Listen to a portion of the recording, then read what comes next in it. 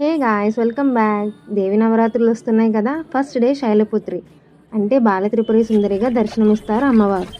ఆ రోజు నైవేద్యమైన కట్టు పొంగలి చేసుకుందాం రండి. డిస్క్రిప్షన్లో మెజర్మెంట్స్ ఉన్నాయి, చూసేయండి.